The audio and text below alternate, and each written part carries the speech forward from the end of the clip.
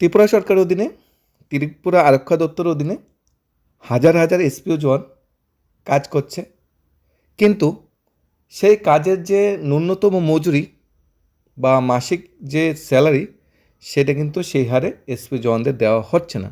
বারবার প্রতিশ্রুতি মিললেও এসপিও জওয়ানদের যে বঞ্চনা সেটা কিন্তু দূরীকরণ করা কোনোভাবেই সম্ভব হচ্ছে না। রাজ্যে আইন শৃঙ্খলা রক্ষার বর্তমানে সবচেয়ে বেশি গুরুত্বপূর্ণ ভূমিকা পালন করে ত্রিপুরার এসপিও জওয়ানরা। একজন কনস্টেবল বা অন্যান্য পোস্টে যে কাজগুলা করে থাকে অন্যান্য পুলিশ কর্মচারীরা, এসপিও জওয়ানরা কিন্তু সেই হারে কাজ করে থাকে, কিন্তু বেতন কিন্তু তারা সেই হারে পাচ্ছে না বা সেই হারে বেতন দেওয়া হচ্ছে না। অনেক স্বল্প বেতনে তাদের কর্ম করতে হচ্ছে। তাছাড়া ড্যান্স অ্যালাউন্স, রেশন অ্যালাউন্স, অন্যান্য অ্যালাউন্স কিন্তু আরক্ষা দপ্তর অন্যান্য কর্মচারীর মতো ত্রিপুরা এসপিও জওয়ানরা কিন্তু পাচ্ছে না। রাজ্য আইন শৃঙ্খলা একটা গুরুত্বপূর্ণ ভূমিকা রাখে এসপিও জওয়ানরা রক্ষায়।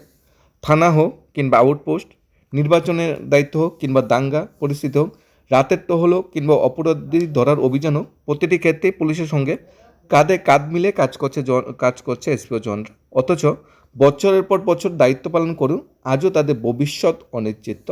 বাম আমল থেকেই শুরু করে বর্তমান ডাবল ইঞ্জিন সরকারের সময়ও এসপিও জওয়ানদের স্থায়ী চাকরি, নির্দিষ্ট বেতন কাঠামো বা সামাজিক নিরাপত্তা সুনিশ্চিত হয়নি বলে অভিযোগ। 2018 সালে সরকার পরিবর্তনের সময় নিয়মিতকরণ বেতন বৃদ্ধির প্রতিশ্রুতি দেওয়া হলো, বাস্তবে প্রতিফলন খুব একটা দেখা যায়নি। বর্তমানে এসপিও জওয়ান শুধু থানার দায়িত্ব নয়, অনেক ক্ষেত্রে অফিসারদের ব্যক্তিগত কাজও করতে হয়। অভিযোগ রয়েছে অফিসারদের বাড়ির কাজ, বাড়ির রান্নাবান্না করে দেওয়া, অফিসারদের বাড়ির ছেলে বউ বা অফিসারের কাপড় কাচড় ধুয়ে দেওয়া, ওনাদের ছেলে মেয়েকে স্কুল থেকে আনা নেওয়া কাজও কিন্তু এসপিও জনদের করতে হয়। অথচ মাস শেষে হাতে পাই 12,000 টাকা সামান্য ভাতা, যা দিয়ে বর্তমান বাজারে সংসার চালানো অন্তত কঠিন। এসপিওদের সবচেয়ে বড় উদ্বেগ হলো নিরাপত্তাহীন ভবিষ্যৎ। ডিউটির সময় দুর্ঘটনায় মৃত্যু হলে বহু ক্ষেত্রে পরিবার পর্যাপ্ত পরিমাণ সরকারি আর্থিক সহায়তা পায় না। কারণ এসপিও জওয়ানরা ডিউটি অবস্থায় মৃত্যুবরণ করলে এখানে না লিভ স্যালারি দেওয়া হয়, না গ্র্যাচুইটি দেওয়া হয়, না প্রভিডেন্ট ফান্ডে টাকা থাকে, না পেনশনের ব্যবস্থা আছে, কোনো কিচ্ছুই নেই। পরিবার শূন্য হাতে একদম মানে পথে বসার মতো উপক্রম হয়। সম্প্রতি একটা ঘটনা যেটা করেছে, সম্প্রতি 2026 সালে 31 মার্চ নির্বাচন দায়িত্ব পালন শেষে গন্ডাচড়া থানায় ফেরার পথে বাস দুর্ঘটনায় প্রাণ হারান ধলাই জেলার রথপাড়ার বাসিন্দা এসপিও অজেন্দ্র ত্রিপুরা। এই ঘটনার সাথে মানে তুলনা করলে বোঝা যাবে ত্রিপুরা এসপিও জনের কোন অবস্থায় আছে। যদি কোনো ডিউটিকালীন অবস্থায় যদি কিছু মৃত্যু বা কিছু হয় তাহলে কি হবে ভবিষ্যৎ পরিবারের, সেটা সবচেয়ে বড় উদ্যোগের বিষয়। দীর্ঘদিন দায়িত্ব পালন করলেও তার পরিবার এখনও পর্যন্ত সরকারি সহায়তা থেকে বঞ্চিত বলে অভিযোগ। অবশেষে রবিবার সহকর্মীরা চাঁদা তুলে মৃত জওয়ানের পরিবারের পাশে দাঁড়ান। অভিষেক ছেলে এসপিও সংগঠনের নেতৃত্বে অবনী ঘোষ, ইন্দুমণি, দীপঙ্কর দাস, হীরামোহন দেবনাথ অনেকে। মৃত জওয়ানের স্ত্রী জানান 20 বছর চাকরি করার পরও তার স্বামীর মৃত্যুর পর পরিবারের ন্যূনতম নিরাপত্তা দেয়নি সরকার। এখনও 4 জনের সংসার চালাতে তাকে চরম অনিশ্চয়তার মধ্যে দিন কাটাতে হচ্ছে। এসপিও সংগঠনের দাবি এখন পর্যন্ত প্রায় 137 জন এসপিও জওয়ান বিভিন্ন কারণে মারা গেছেন, কিন্তু অধিকাংশ পরিবারের পাশে কার্যকরভাবে দাঁড়ায়নি কোনো সরকারি। প্রশ্ন উঠেছে, যেই বাহিনী ছাড়া বর্তমানে অনেক থানা পরিচালনা কার্যত অসম্ভব, সেই বাহিনীর কর্মীদের কেন এত স্থায়ী মর্যাদা দেওয়া হচ্ছে না? কেন তাদের জন্য নেই বিমা, নেই মৃত্যুকালীন আর্থিক নিরাপত্তা, নেই পেনশন, নেই লিভ স্যালারি, নেই গ্র্যাচুইটি, নেই প্রভিডেন্ট ফান্ড? কেন একজন এসপিও যখন 60 বছর চাকরি করার পর শূন্য হাতে বাড়ি ফিরতে হয়? এমনিতেই 12,000 টাকা তার থেকে সেভিংস করা তো কোনোভাবেই সম্ভব নয়। তো 60 বছর কাজ করার পর এরপর একজন এসপিও জন কী করবে? এখানে ডেইলি লেবারে কাজ করবে, নাকি ব্যবসা বাণিজ্য করবে? ব্যবসা বাণিজ্য করতেও তো অর্থের প্রয়োজন, সেই অর্থও তো নেই। নাকি বিপিএল কার্ড আছে, না ভাতা আছে, কিছুই নেই। কারণ এসপিও জওয়ানের বেতন দিয়ে না ব্যবসা বাণিজ্য করা যাবে, না নতুন কিছু সৃষ্টি বা তৈরি করা যাবে। হয়তো নিজের পরিবার চালানোর মতো হয়তো দিনমজুরে কাজ করতে হতে পারে, কারণ পেনশন বা অন্যান্য বেনিফিট কিন্তু রিটায়ারমেন্টের পরে নেই। এবং চাকরি অবস্থায় মৃত্যুবরণ বা কিছু হলে কিন্তু পরিবার কিন্তু কিচ্ছুই পাচ্ছে না, শূন্য হাতে কিন্তু তাদের সরকার ফিরিয়ে দিচ্ছে। কেন তাদের জন্য এ ধরনের বিমা বা পেনশন বা মৃত্যুকালীন সুবিধা অন্যান্য কর্মচারীর মতো নেই, সেটা কিন্তু কোশ্চেন চলে যাচ্ছে।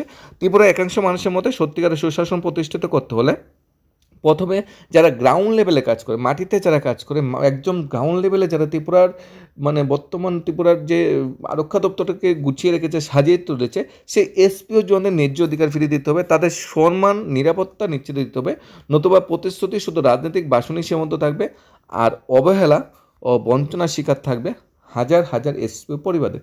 এসপিও জওয়ানদের বেতন খুবই কম, 7 থেকে 8 হাজার টাকা বেতন ছিল, কিন্তু এসপিও জওয়ানরা হাজারের উপর এসপিও জওয়ানরা আছে যারা সরকারের বিরুদ্ধে কেস করেছিল নিয়মিতকরণের জন্য। যদিও সর্বশেষে হাইকোর্টের রায় অনুযায়ী বেতন 12,000 টাকা করা হয়েছে।